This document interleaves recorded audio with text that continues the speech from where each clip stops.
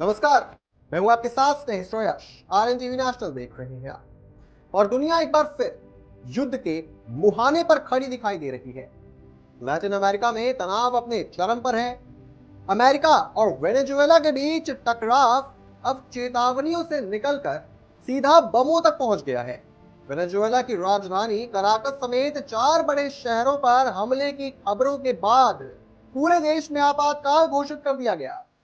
क्या यह सिर्फ दबाव की कार्रवाई है या एक नई जंग की शुरुआत? देखिए हमारी खास रिपोर्ट में।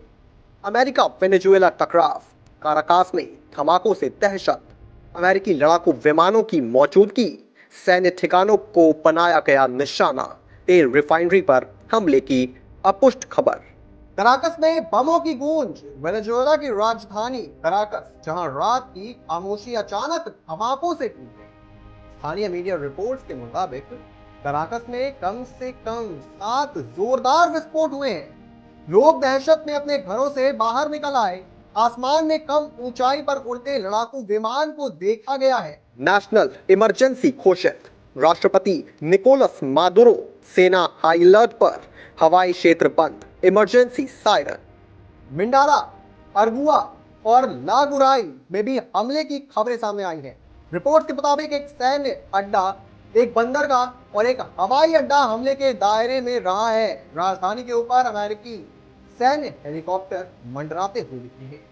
ट्रंप की चेतावनी और प्रतिबंध। तेल कंपनियों पर नई पाबंदी, 4 कंपनियां ब्लैकलिस्ट, तेल टैंकरों पर बैन, मादुरो परिवार पर प्रतिबंध। हमलों के बाद राष्ट्रपति निकोलस मादुरो ने पूरे देश में नेशनल इमरजेंसी की घोषणा कर दी। कराकस में इमरजेंसी सायरन बजाए गए, हवाई क्षेत्र को बंद कर दिया गया और नोटम जारी कर दिया गया है। हालांकि अब तक अमेरिका ने इन हमलों की कोई आधिकारिक जिम्मेदारी ली नहीं है, लेकिन अमेरिकी मीडिया का दावा है कि यह कार्रवाई वेनेजुएला पर दबाव बनाने के लिए की गई है।